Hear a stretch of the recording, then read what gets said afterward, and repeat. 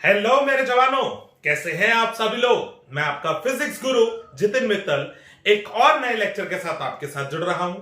आज हम लोग पढ़ेंगे मोशनल ईएमएफ।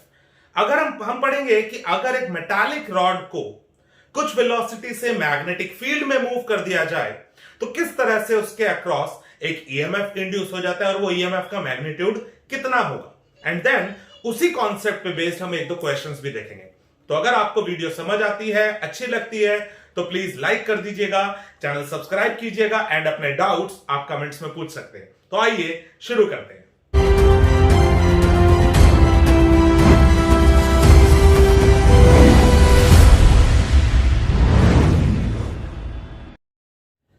तो दोस्तों आइए स्टार्ट करते हैं आज का टॉपिक मोशनल ईएमएफ। आप देख सकते हैं मैंने इस डायग्राम में मैग्नेटिक फील्ड दिखाई है अंदर की तरफ। एक मेटालिक रॉड जिसकी लेंथ L है उसको v वेलोसिटी से कुछ इस तरीके से मूव कर रहा हूं।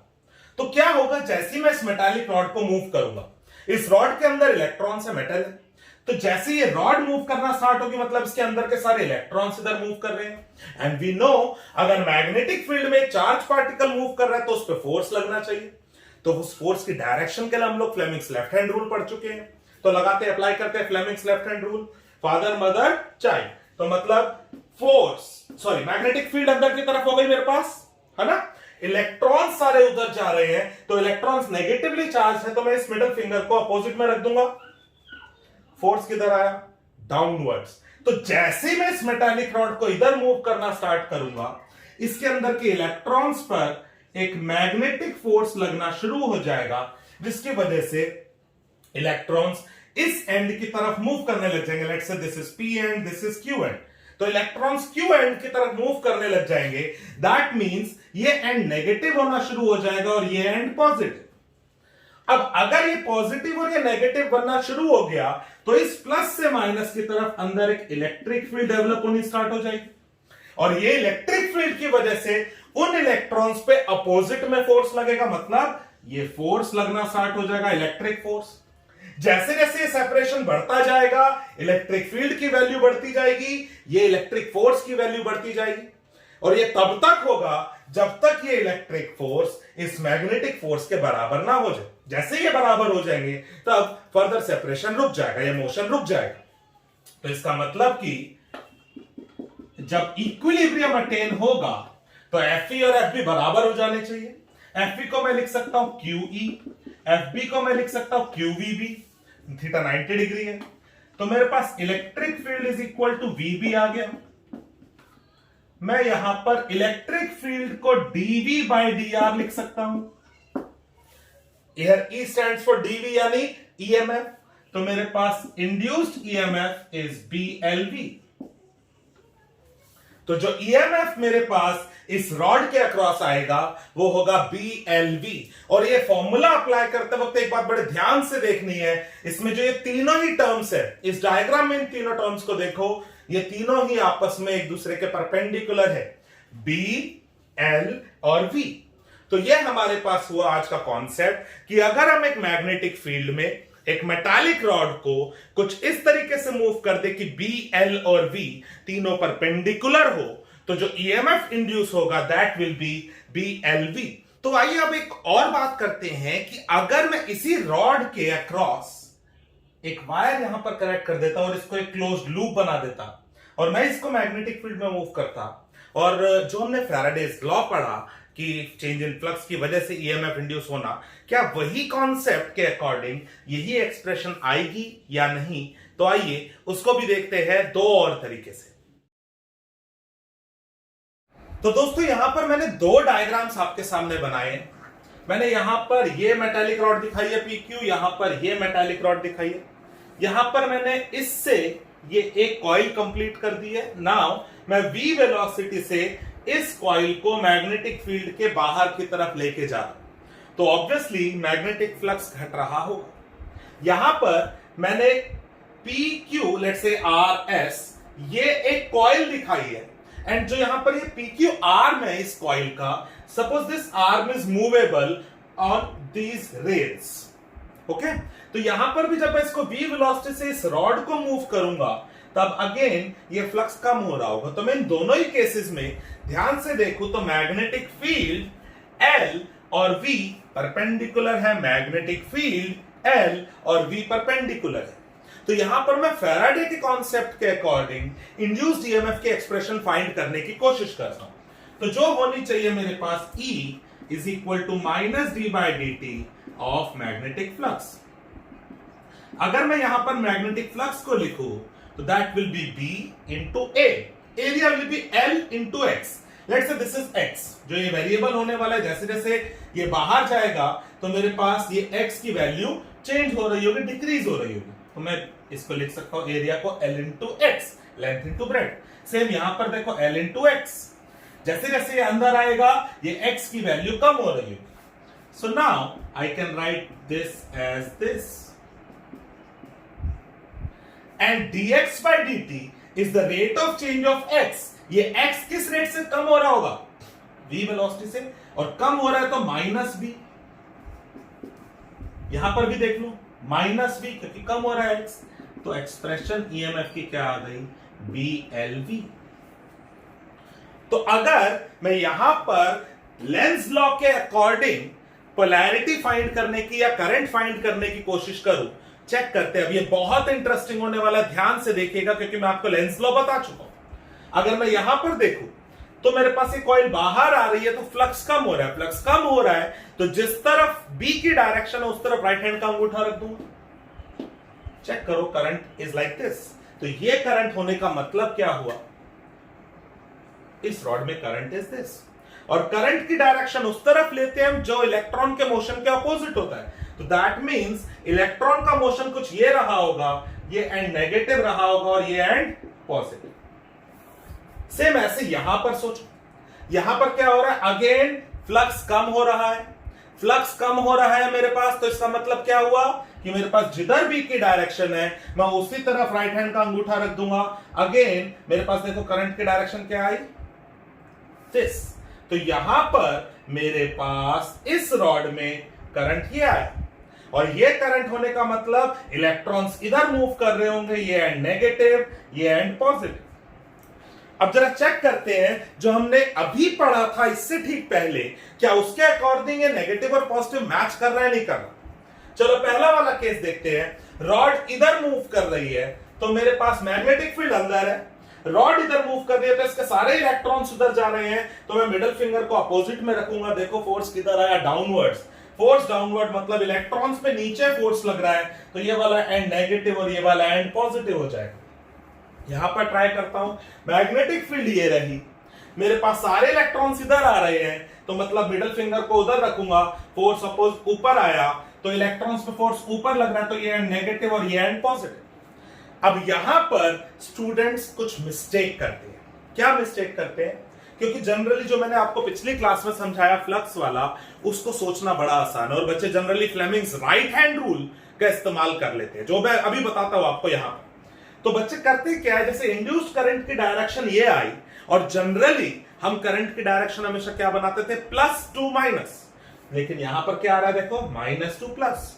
तो बच्चे यहां पर कंफ्यूज हो जाते हैं कि ये क्या हुआ। तो मैं इसको अभी आपको डिटेल में बताता हूं कि मैं क्या करना चाह रहा हूं। मान लो मैं एक सर्किट में एक बैटरी बनाऊं और ये सर्किट दिखा, तो करंट की डायरेक्शन आप कुछ ऐसा ड्रॉ करते हो। Now what about the direction of current inside the battery? Isn't it this? ध्यान से सोचो, क्या बैटरी के अंदर जो करंट है क्या वो नेगेटिव टू पॉजिटिव नहीं है? जब ये ईएमएफ इंड्यूस हो गया तो इस समय ये रॉड एक बैटरी की तरह बिहेव कर रही है, जिसका this end is negative and this end is positive. आप चेक कर लो, आउटसाइड दिस बैटरी करंट की डायरेक्शन प्लस टू माइनस ही होगी, लेकिन inside the battery is from negative to positive. तो इसमें कंफ्यूज नहीं होना है। समझ में आई बात? पक्का? मैंने यहां पर फ्लेमिंग्स लेफ्ट हैंड रूल से भी पोलैरिटी बता दी, आपको फ्लक्स के अकॉर्डिंग भी पोलैरिटी बता दी। एक और डिस्कस करते हैं, देखते हैं फ्लेमिंग्स राइट हैंड रूल के अकॉर्डिंग क्या होगा। आइए देखते हैं। तो दोस्तों क्या है फ्लेमिंग्स राइट हैंड रूल?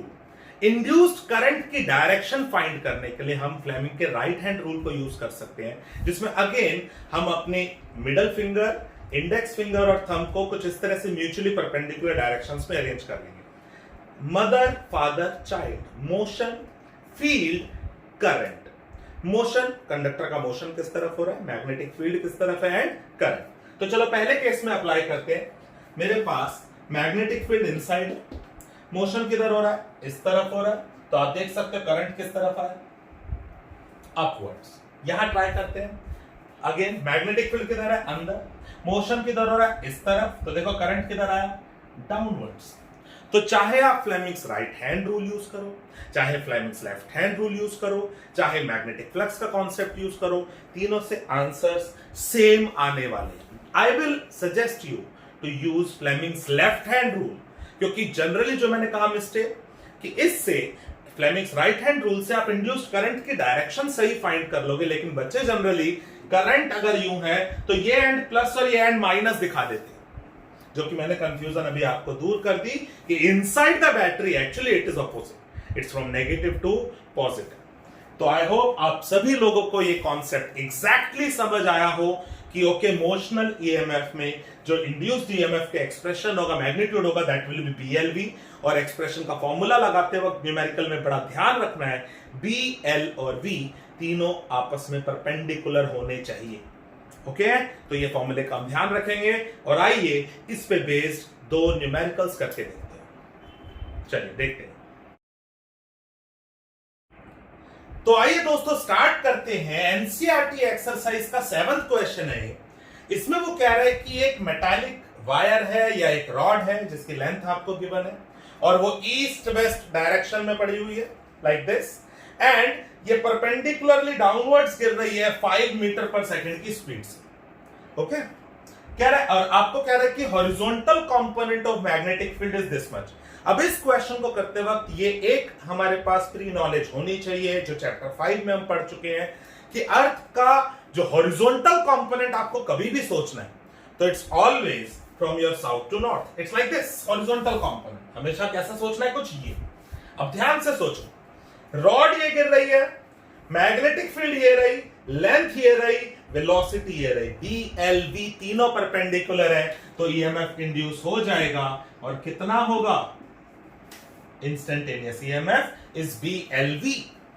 तो मैंने बी, कौन सा, horizontal component, length and velocity, तीनों की वैल्यूज पुट कर दूंगा, I will get the answer. कर लेना। Now direction of induced current. अब डायरेक्शन ऑफ इंड्यूस्ड करंट के लिए मैं क्या करूंगा, मेरे पास ये रॉड है, ये वेलोसिटी है, ये मैग्नेटिक फील्ड है। चलो पहले फ्लेमिंग्स राइट हैंड रूल लगाते हैं। राइट हैंड रूल के अकॉर्डिंग मैग्नेटिक फील्ड ये रही, ठीक है, मैग्नेटिक फील्ड ये रही, मोशन किधर हो रहा है मेरे पास, डाउनवर्ड्स, मोशन किधर हो रहा है, डाउनवर्ड्स। तो मेरे पास देखो इंड्यूस्ड करंट किधर आया, टुवर्ड्स राइट। टुवर्ड्स राइट मतलब वेस्ट टू ईस्ट। अब अगर करंट ये है तो मतलब इलेक्ट्रॉन्स इधर गए होंगे, तो इलेक्ट्रॉन्स अगर इधर गए होंगे तो ये एंड नेगेटिव होगा और ये एंड पॉजिटिव। तो कौन सा एंड हाई पोटेंशियल पर रहा होगा, ईस्ट एंड। अगर मैं इसी क्वेश्चन के इन दोनों पार्ट्स के लिए अप्रोच लगाता लेफ्ट हैंड रूल की तो भी कोई प्रॉब्लम नहीं। करते हैं, मेरे पास मैग्नेटिक फील्ड ये रही, रॉड नीचे जा रही है तो सारे इलेक्ट्रॉन्स नीचे जा रहे हैं, तो मिडिल फिंगर ऊपर रख दूंगा क्योंकि इलेक्ट्रॉन नेगेटिवली चार्ज है।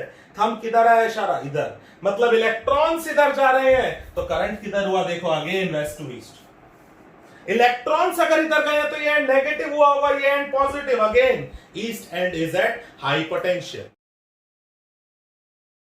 आखिरी सवाल मेरे दोस्तों, जिसमें आपको एनसीईआरटी का 10th क्वेश्चन मैं आपको करा रहा हूं इस चैप्टर का। कह रहे एक एरोप्लेन है जो वेस्ट की तरफ जा रहा है, वेस्ट की तरफ जा रहा है मतलब इस तरफ जा रहा है, और उस अब एरोप्लेन यूं जा रहा है अगर, तो इसकी जो विंग स्पैन होंगे, एरोप्लेन अगर ये जा रहा है तो इसके विंग स्पैन लाइक दिस, ये हो जो आपको लेंथ गिवन है। ओके, विंग्स ये हो। नाउ मैग्नेटिक फील्ड उस जगह पर इतनी है और एंगल ऑफ डेप्थ 30 डिग्री है।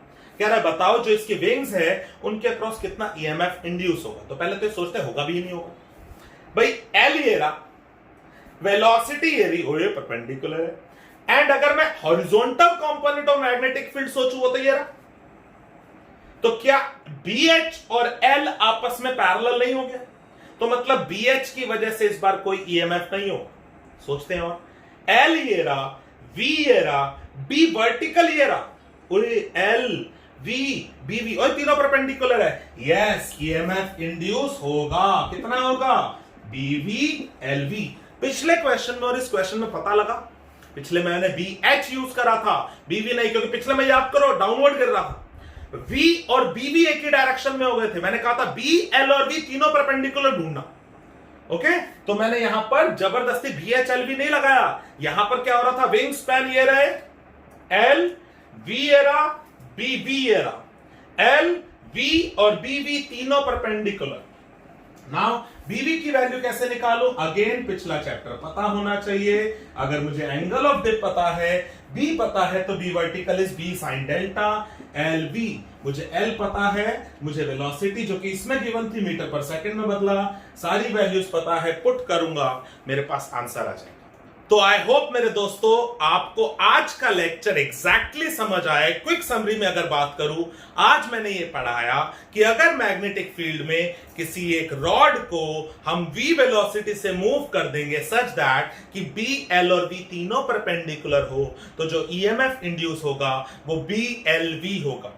हम इस इंड्यूस्ड EMF की पोलैरिटी या इंड्यूस्ड करंट की direction Fleming's left hand rule से भी निकाल सकते हैं, फ्लेमिंग्स राइट हैंड रूल से भी निकाल सकते हैं।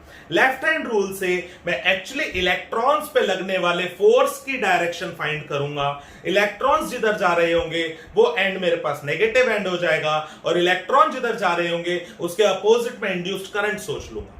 फ्लेमिंग्स राइट हैंड रूल से हम डायरेक्ट इंड्यूस्ड करंट की डायरेक्शंस निकाल सकते हैं, और इंड्यूस्ड करंट की डायरेक्शन जिस तरफ होगी उसके अपोजिट इलेक्ट्रॉन्स का मोशन होगा, तो इलेक्ट्रॉन्स का जिधर मोशन होगा उस एंड की तरफ मैं नेगेटिव सोच लूंगा और दूसरे की तरफ पॉजिटिव। तो आप दोनों में से कोई भी अप्लाई कर सकते हो, और ये कंफ्यूजन बिल्कुल दूर कर लेना इस लेक्चर के बाद। आई होप आप लोगों को खुद ये कंफ्यूजन दूर हो गई होगी, जो बहुत स्टूडेंट्स मिस्टेक करते हैं। ओके, तो मिलते हैं नेक्स्ट लेक्चर में। मोशनल EMF को कंटिन्यू करेंगे। आज हमने सीख लिया कि अगर एक मेटालिक रॉड को मैग्नेटिक फील्ड में इस तरीके से मूव करूं कि BLV तीनों परपेंडिकुलर हो, तो EMF इंड्यूस हो रहा है। नेक्स्ट लेक्चर में इसी टॉपिक को आगे बढ़ाऊंगा और उस पर बेस्ड भी एक दो क्वेश्चंस करेंगे। तो आई होप आप लोगों को मजा आ रहा है फिजिक्स गुरु जितिन मित्तल के साथ फिजिक्स पढ़ने में। तो अगर आप चाहते हैं मैं इसी तरीके से आपको पढ़ाता रहूं, तो प्लीज चैनल को सब्सक्राइब कर दीजिएगा, बेल दबा दीजिएगा, थोड़ी भक्ति भी कर लेते हैं हम, घंटा दबाते रहना चाहिए। एंड मेरे चैनल को सब्सक्राइब करने के बाद इस वीडियो को लाइक करके शेयर कर दीजिएगा, सब तक पहुंचाइए, ये प्यार बनाए रखिए। लव यू ऑल, मिलते हैं नेक्स्ट लेक्चर में।